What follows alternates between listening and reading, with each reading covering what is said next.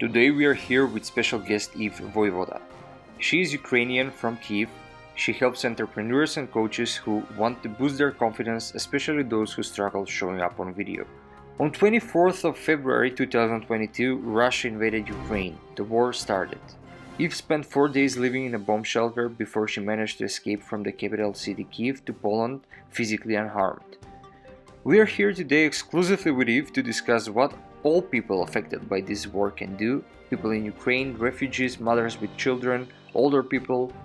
In this talk, we'll share a few tips that helped Eve and can help anyone to reduce their suffering through these tough times. Hello Eve, can you tell us a little bit about your experience? How did you manage to escape? Because you literally have to stand in the train with no tickets.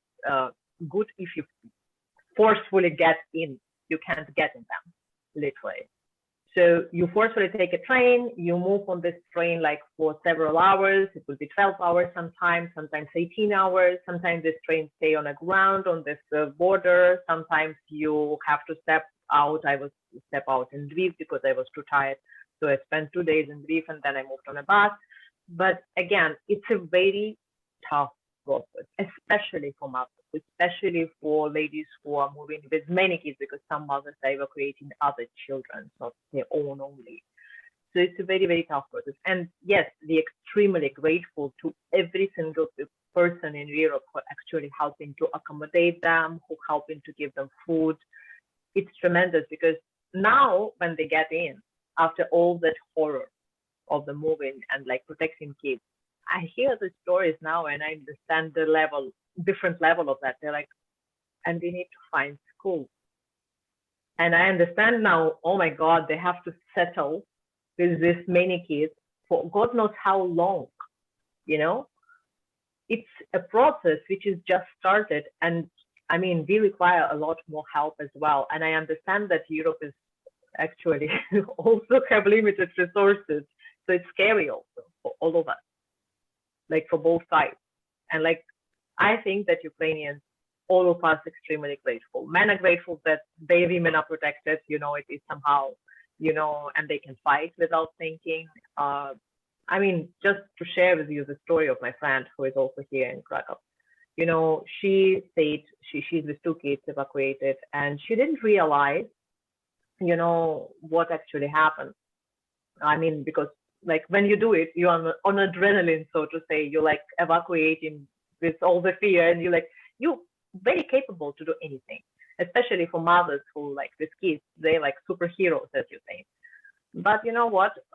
Now when she settled down and she's like, okay, I will have to put my kids in school and stuff like this, and she's like, I don't even know if I will ever see my father and my husband. And that's really scary, because all these women, who suddenly lost their roots.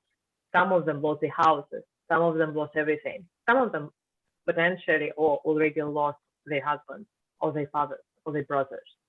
It's really a big change for the whole world. The level of help which we all need to show is like, a calling for all of us.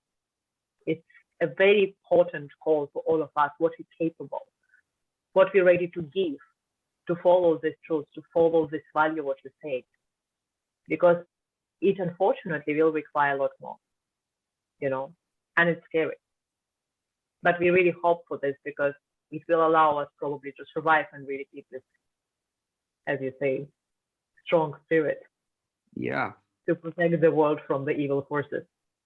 Yeah, you're standing for, I haven't seen like literally people that are more patriotic than you. I don't know, maybe I don't live in such place, but you love your country.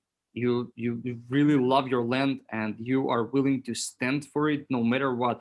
I've seen that in men, I've seen that in women, I've seen that even in children, and you can see it in their eyes, like in the comments that they're giving when they're getting interviewed, in how they're behaving. Like a lot of people that fled, I've heard that they're really regretting, so they want to get back to just to keep this, like to fight. And that's something like you don't see that often in every nation. You don't see it. You are really special, and you have this in your spirit. You have this love for your country, and you have this honor and courage and strength to protect that.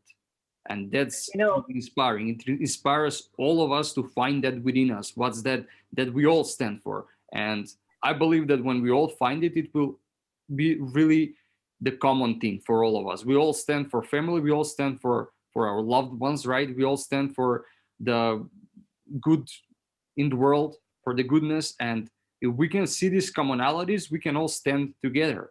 So you're inspiring us to find that within us and to find the strength to also like join this fight in one way or another.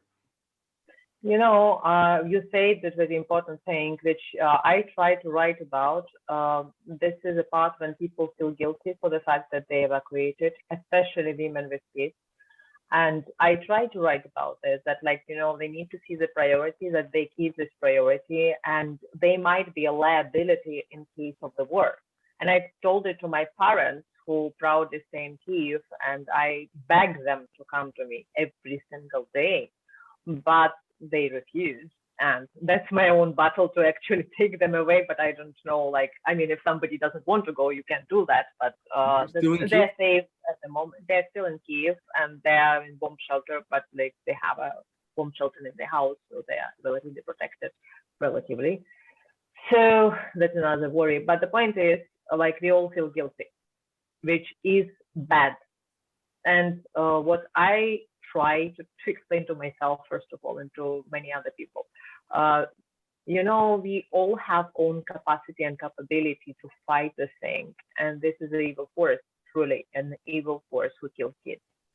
So thing is that what I try to explain is that we have something, the talent, which is not necessary to take guns or kill people. Like, I'm not good with guns. I mean, I'm not such a strong health-wise. I am not that young also, you know, to run somewhere with automatic gun and like all the same thing. I'll be pretty lousy in that.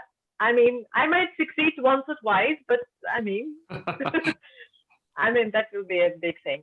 What I do well, I actually can give interviews in English. I can write posts and I can help people to understand the algorithm, how to evacuate their kids. And that's what I do on social media. That's what I write. I write how I evacuated. I'm showing my experience and I helping people. And I know 5 people who evacuated from Kyiv because of me. So I see that this is like a bigger win for me, because I know what I'm doing and people sharing my posts. And I hope that they help more people with this evacuation thing. With what I try to do, I try to ask everybody in Europe, because it's democratic countries, right? It's a community of democratic countries. And for politicians in Europe, it's very important what the voters think. So I say that if you don't like what's happening politically in your country, if your country doesn't approve something, tell it to your deputies, tell it to your guys for who you vote, and don't vote them next time. Just do me a favor. Don't vote for politicians who actually right now create half of the nonsense, because some politicians are quite proactive and they're trying to help Ukraine. And there are plenty of countries who are blocking certain things, some ideas. And I see the conflict, and it's shocking because people are way more active than politicians. Exactly. With all the laws, they many times just blocking efforts which people do. And I mean, just pay attention. We are democratic countries. Don't vote for them next time. Tell them what they're supposed to do. They will be afraid to not do what you want. Because like in democratic countries, we need to trust that our politicians are following our will, but we just need to tell them that we have that will, you know. So that's what I'm calling for many people, that if you want support on the top of the country, call to your politician, call to your representative, tell them what you want. To better communicate with. Yes, yes. And they will know that next time you will not vote for them. Because activity, political activity in Europe is approximately 10-15%, just like in US. So if they will see that like 80% of people become politically active, next time they will think twice before they will go on the next election, you see. You can achieve something because you live in democratic society. Why not? Let's trust in democracy and all this kind of ideas which we like neglected before, and probably they will work. I don't know. Something should work. You should give them a trial list. Like I Yes, believe people gave up on these ideas so soon, and we didn't really even give them a chance. yes. And that's what I do on social media. I ask people to do the things. I ask people to communicate. I ask people to talk to other people in Europe. I can do it because I speak English. So that's my part in this war. I mean, I'm lousy with gun. I'm good with words. And that's what I ask people to do. You have a talent, you believe in something, then maybe you should apply this talent to achieve what you want. Exactly, that nicely said. Like I have nothing else to add. If you have talent, if you have something you stand for, merge both. Use your talent to stand for the thing that you stand for, and I think that's Don't how. give up. Don't give up. Fight. Exactly. People don't believe they have the power to change something. That's the thing. Like, but with all these things that we are doing, with all the awareness that we are giving, as the things you are writing about, we're trying to show people that they actually have the power, that they always had the power. It was always in people, and just because they didn't believe they have the power to change something, they didn't. But if you believe, you have the power. You know, fear is a mind killer. Back to the Dune. We're not supposed to be afraid. And that's important thing, because this situation which happened right now is the big force which is trying to make us to be afraid. And there is a whole country there who is afraid to speak, who is afraid to believe in their truth, who is afraid to fight their own evil spirit on the top in their country. And that's why little Ukraine is actually showing them the spirit which is human have to have, every human has to have. That's important. So to be honest, how we can help Ukraine, first of all, let's talk to politicians and tell them what to do, that we want to support Ukraine. Whatever ways you choose, it can be peaceful way, it can be military way, everything is welcome. Ukrainians are grateful for that. Take your part in it. It's important. We are too small to fight for all the world. We are Gondor guys, you are elves and Rohan. So please, take your part. It's really important. Yeah, message heard. And yeah, well, I don't want to take a lot of your time. I respect that of your time. So I just want to ask you one more question. Like, you've been in bomb shelter for 4 days, right? And you've evacuated. I just want to ask you, as a coach, as your experienced coach, I want to ask you, for people who fled Ukraine, for people who are affected by the war, like, what's your message? What can you say to maybe give them some advice that will make this situation easier for them, that will make the suffering they're going through at least a little bit easier for them? What will you tell, for example, what will you tell yourself, if you can? Yeah, and I will give exactly this advice. First of all, take one thing at a time, one step at a time, small steps. Be absolutely aware about that, where you are, who you are. Use mindfulness techniques. So absolutely understand you are alive right now. It's a very simple technique. My hand is here, my right hand, my left hand, my right leg, my left leg. So just be aware that your body is here, it's healthy. So literally see your body, right? Like, see your right hand, left hand. Mindfulness technique, right? So you're just aware, you are alive, you did it. For today, you did it. You moved away. Now, another thing, obviously focus on the kids, but it's always the role of the putting mask on yourself first. So taking care of your own psychology. Don't shout on your kids, because traumatized kids is the worst thing which will happen. And I think it's unavoidable. I saw far too many people shouting on the kids because kids are crying and things like this. It's understandable. Try to just hug them silently. It's important. It will help, because this is what they're looking for. Another thing, obviously, when you're aware of your own psychology, make sure that you eat enough, that you drink water, that you are healthy, because your kids need you the most, and they need you in your full capacity. It's very important. Now it's on a way when you are moving, right? Now, the next thing which happened, and unfortunately, it's also unavoidable for many people, especially who were in bomb shelters, the PTSD signs showing to most of us, and it happened like very, very quickly. And how does it show? In my case, for example, when I was on breakfast in Lviv, so when I was moved just on a train, right? So it's nothing much. But when you're on adrenaline, you don't feel anything, and you like, you're moving fast and you're pretty happy. But then the next day, when I was on breakfast, and there was a big screen which was showing that bomb blast things around Kyiv, I started feeling the first PTSD signs, which was my hands were shaking. I was like, almost on the verge of hysterical kind of situation. Nothing happened. I was just watching TV. So I would recommend you, when you move, just move. So at least several days avoid watching news. At least on that level, as we habitual to do it in Kyiv, because or in your city, whatever city is yours, because we do it when we are on adrenaline level. We like watching them enthusiastically because we understand we are part of this. Now, when we avoid like the land, we move out from the land, we feel guilt that we are not there. We also feel that things are happening with my land way, way stronger. And that's caused even more extensive or severe things of PTSD. So just avoid this for a while. If you can read it, at least, if you can't avoid it, just read the news, don't watch them, because visual news are way, way more powerful. Focus on the things which you can do for yourself or for your kids, such as renting, such as very casual things, food, make some exercises, yoga, meditation, breathing techniques. There are plenty of things. If you're not aware about this, just Google and do some exercises such as yoga nidra, when you breathe in each part of your body. They're very simple, but they're very helpful because breathing helps a lot. Now, the last thing which I will recommend, and I was recommending this in bomb shelters a lot, this is to understand how your breathing works.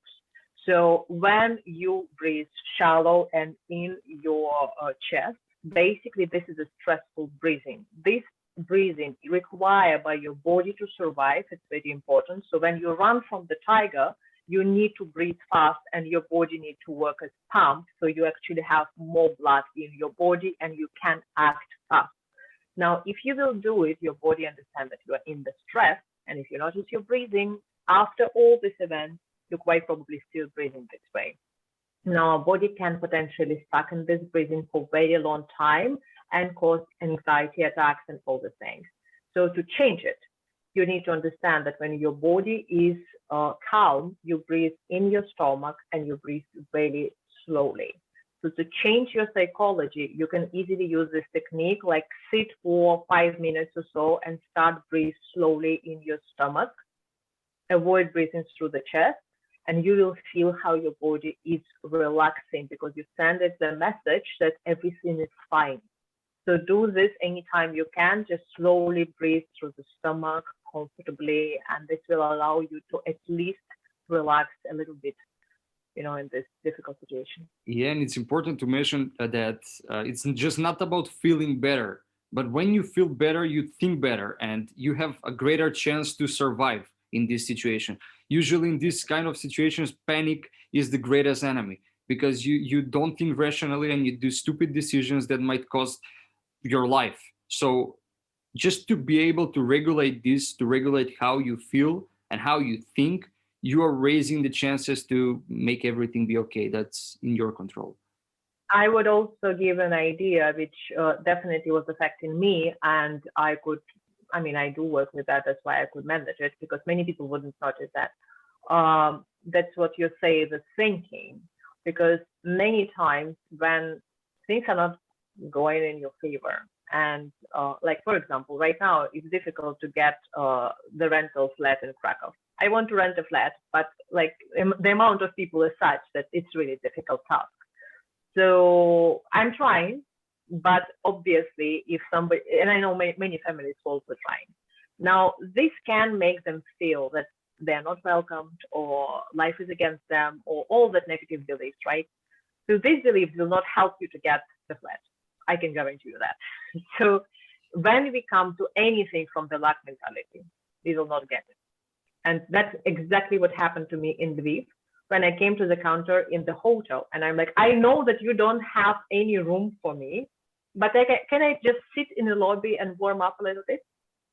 And they're like, okay, sit a little bit. And I'm like, can I stay on a queue? Maybe I will get a room. They're like, okay. And then like I was connecting to Canadian diaspora who was helping me to find a flat in Lviv by the time, which is weird, right? I'm Ukrainian and all Canadian people getting together to find me the flat in Lviv. So sisterhood was just amazing, and all girls were helping me, business girls, all my community. But the thing is, I found the flat and I already had a conversation with the person, so everything was just fine. And so I moved from the luck mentality. And I come to the counter and I'm like, okay, so maybe I can have a room.